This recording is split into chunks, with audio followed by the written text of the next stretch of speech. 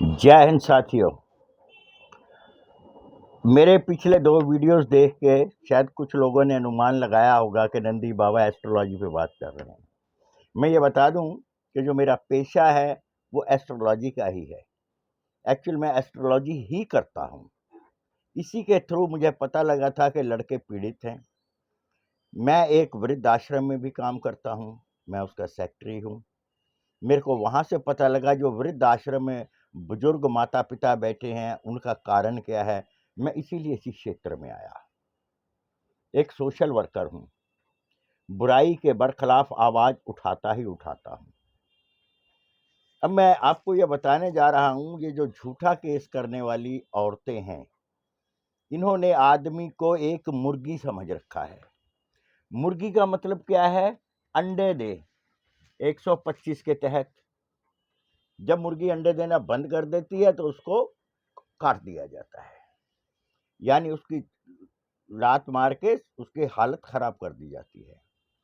उसके घर के ऊपर नाजायज कब्जा। एक घर बनाने में आप तिनका तिनका करके घर बनाते हैं और एक गलत बहू जो झूठा केस करती है उसके आ जाने से आपका घर तिनका तिनका बिखर जाएगा या उसके ऊपर वो कब्जा कर लेती है। अब हम बहुत चिल्लाते हैं कि ये कब होगा, ये संशोधन कब होगा, कब बदलेगा। मैं बताता हूं ये कब बदलेगा। जब बड़े बड़े नेताओं की गर्दनें इस झूठे केस के अंदर आएंगी, बड़े बड़े रसूखदार लोग जब इस केसों में फंसेंगे, उस वक्त जब इनके नीचे आग लगेगी तब ये बदलेंगे। उससे पहले हम सिर्फ बच्चों को बलवान कर सकते हैं, बच्चों में आत्मविश्वास भर सकते हैं कि अपने माता पिता से जुदा मत होना। उस तने को पकड़ के रखना जिससे तुम जुड़े हुए हो तो जिंदा रहोगे। कितने ही बच्चे, क्या शादी करने की सजा मौत है? एक लड़के के लिए जो आत्महत्या करता है उस लड़के की मौत नहीं, उस पूरे परिवार की मौत होती है जिसका वो इकलौता लड़का होता है। और उस लड़की के लिए मात्र एक महज ताकत का तमाशा होता है। क्या ऐसे ताकत दिखाने वाली बहू जो झूठे केस करती है उसके तमाचा नहीं होना चाहिए? होना चाहिए ना। ये जो हम आंदोलन करते हैं, इस आंदोलन में हम क्या करते हैं?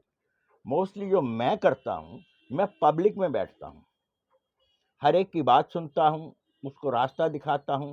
भाषणबाजी में मेरा जरा कम ही विचार है, कम ही ध्यान देता हूं। मेरे आप 2-4 जितने आंदोलन मैंने किए उसमें देख लेना, मेरी जगह पब्लिक में होती है। मैं पब्लिक के पास जाकर उसका दुख दर्द सुनता हूं और उसको बताता हूं कि इससे कैसे बचा जाए।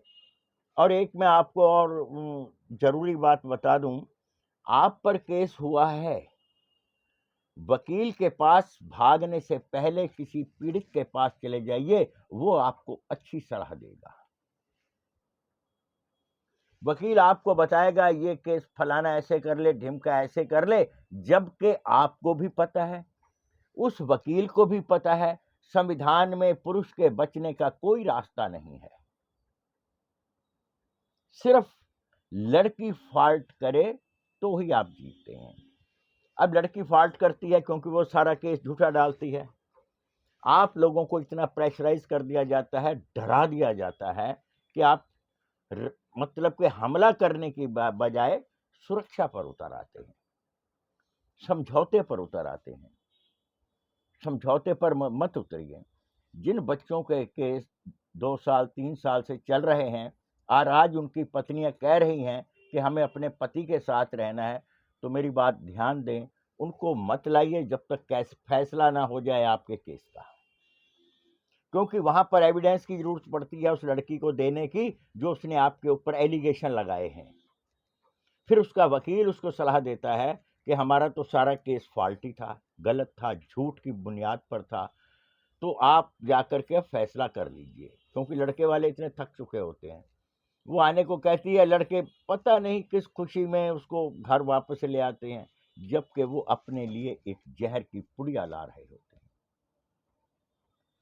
मैं कहूंगा उन बच्चों से, जिसके ऊपर एक बार झूठा केस हुआ है, जिस भी किसी की बहू ने किया है, उस बहू को दोबारा घर मत लाएं, कान पकड़कर बैठक लगाए, चाहे अपनी नाक से लकीरें निकाले, घर मत लाना। एक बार का दहलीज से लांगी हुई औरत दोबारा घर आने के काबिल नहीं होती। ये शर्मो हया का पर्दा होता है, एक के आगे उठता है तो पब्लिक के आगे उठने में देर नहीं लगाता।